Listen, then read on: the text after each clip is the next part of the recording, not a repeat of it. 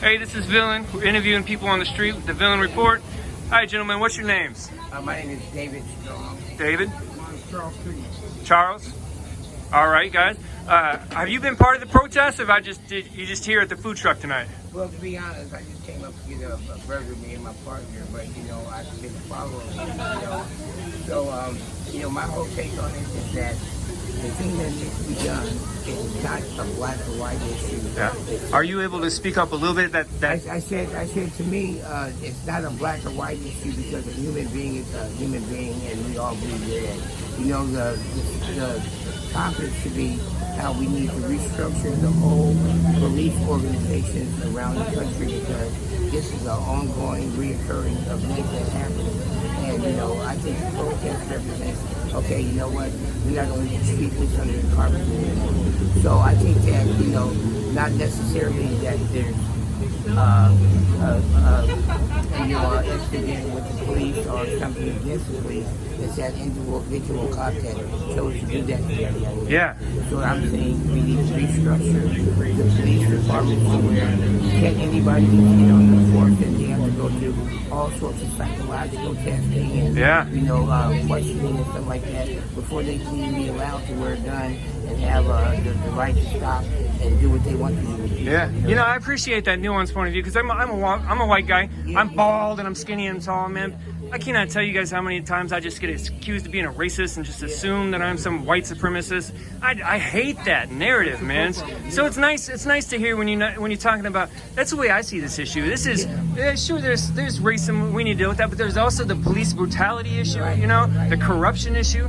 Can I ask you, this is a controversial question. So when I watched the video and everything I read about George Floyd, I watched that video and it broke my heart. They stayed on his neck for 3 minutes after he was unconscious and unresponsive. Horrible. But I don't see anything in the video or what I read that strikes me as obviously that the motive was racism. There might very well be, and I just don't see it, What are you guys' thoughts on that? Is there... anybody that could just take a human life and treat someone that brutal when there was no need to is the racist of life. You know what I'm saying? And so it doesn't matter if it's a black or white thing.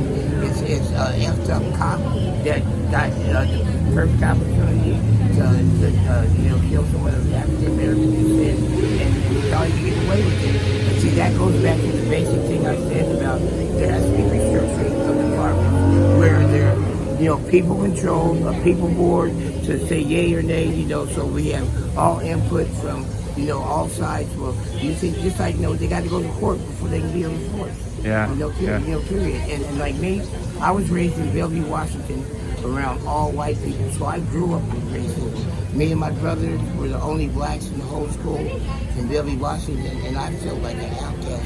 So I know what racism is and to be, racially, mistreated because I remember I started in football and we had got new jerseys and some of the teams had to wear old jerseys because of funding and all the starters were supposed to get, new jerseys and so but still I got picked last and got given an old jersey. So the old jersey? Yeah, so there's many examples I can give you of the racism that I went through as a youth in Bellevue. Can I ask you how old you are?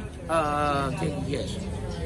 I'm not going to do that. How many? 57. 57? Yeah. All right. So I've been around, I see a lot, I see that the degradation is down here in our own city. So many mental health issues that people are just running amok and shit like that. So our county elected officials, the police department as a whole, not saying, okay, they're out to that, but it has to be government, time to pull the rope in, and have accountability. Yeah. Because with no accountability, that's why they do what they do, because they have no accountability. So you would have been in high school in the mid to late 70s? Yes, 76, 81. What is your perspective as my elder? Has racism in the U.S., from your experience, gotten better over the years in your lifetime? Has it gotten worse? Has it stayed the same? What's your perspective on that? Well, the same racism that developed when we were slaves still exists today for certain individuals, right? And the thing about it is, it's more undercover now, and a person can do what they want to do and succeed just like anyone else if they put effort and concentration and you know perseverance into getting what they want to accomplish. So in that force, with these different colored restrooms and white restrooms, you know all that shit is gone. So, all right, you still can be what you want to be. But yes, the racism underlies many different facets. You know, it'd be too many to you know say, but still though. You know, to the grace of God and His covering, you can do what you want to do. So let me ask you if I'm hearing you right. Are you saying that it's somewhat the same, but people just aren't as open about it? No. Power. I mean, I love people in general, but there are still existing entities of straight racism. Yeah. And they still carry a motherfucking Confederate flag. Yeah. It's big time. You have all sorts of different militias and shit, and you know that you rock and roll on the Aryan theology of back when Nazism was first started. Yeah. The younger generation today, they're showing us that the racism is thinning, that people are more open to non-racial. So I'm thinking it's getting a little better. You think so? I believe it is. I can never tell because, like, I'm still pretty young. I'm almost 40, but I'm still relatively young. And so when I see a pattern in my life, I don't know if that's a pattern that's just currently happening right now or if that's a long-term pattern that I'm just seeing the tip of. So it's nice to hear that you're saying it's even better. Okay, catch that lady in the backpack right there. Yeah? You missed her face, but she was like caramel complexion. Yeah. We call them light skinned. All right. Like she was of a mixed origin, black and white. And that shows you the beauty of being colorblind. Yeah. And there's more and more mixed racism today. I see the racism getting better. I don't know. I'm 50 something, so Yeah. I watched it all, seen it all as well. So yeah, his father came from Walton Mountain, still on board. Well, let me get some more talking from you, Charles. So, what's your opinion on the protest? Do you have any strong opinions thoughts on it? Yeah, I think it's other than the looting and the raiding. Yeah. And people's lives have opened. I've seen people out here, old people. 90s. The lady was 96 in a wheelchair, out here screaming, chanting and raving. I'm sure back in her days that there was big racism going on. Yeah, So, 90s. Yeah, 90s. So to see her out here with all these kids screaming, protesting for the young black brothers, man, that warms my heart. Yeah. Warms my heart. But you know what? I was just thinking, perspective. Since the beginning of time, you go to the biblical days and all that, and if you notice, one nation always had the next nation, because they used to war with kings and stuff like that. Yeah. Then they would take the other nation into captivity, like the Israelis served Babylon for 400 years, before King Darius or someone, I believe, was from the what empire, Medes, I think it was the Medes or something like that. But so that's been a pattern of Persian. He was the king of Persia. Oh yeah. And so they have always been a pattern of slavery. From the Aztecs to the Incas, from the Africans, to the first Spaniards,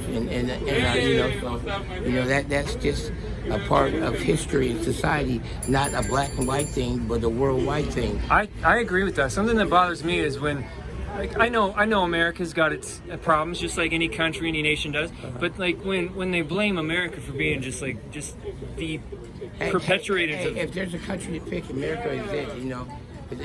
It's more or less home of the free and brave. Yeah. More than any other country, Yeah. So, Well, my point was I'm that glad to be American. I am too. I love America. when they blame America for being like the most racist place on earth, you know, the whole world was racist and enslaving other nations until just a couple hundred years ago. You know, America stopped racism or slavery. And you have you have over a 2,000-year war between the Jewish nation and the Muslim nation. You know what I mean? Yeah. You know, it's all pre-prophesied. I don't know what your spirituality is, but you know, I believe in the Word of God.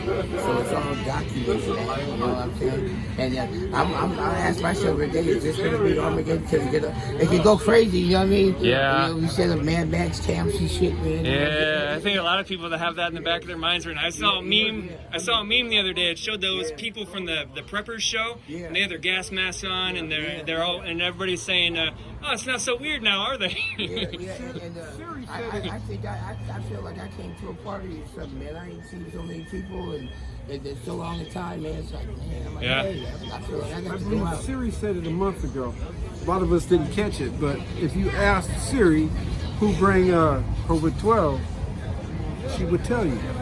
Then, a day after she answered the question to people, they completed. They said, hey, but anyway, it was a pleasure talking to you. You too, thank you. Hey, what's your email? What's your site? Twitter, it's villain_Phoenix. Villain_Phoenix. I'm gonna check it out, man. This is awesome. So let me ask you, I didn't get to hear that. What did Siri say was who brought? Siri said that it was man-made. Man-made? It was man-made and got out of hand. That's that theory is floating around a lot more now. I know Brett Weinstein is toting that around a lot right now. She said it. No one recorded it because no one really understood what the effect that it was going to cause. So, me myself, I agree. They made it. They slipped, you know. Let it get out of hand, and people got sick. Interesting. Yeah. All right, Charles. I appreciate the words and your time. I'm glad I got to interview you. No problem. Thank you very much. One more thing is, you know, I believe in the 70s, you know, the peace and love thing. So, you know, you can go to a dispensary. It's totally legal. And chill the fuck out. All right, man.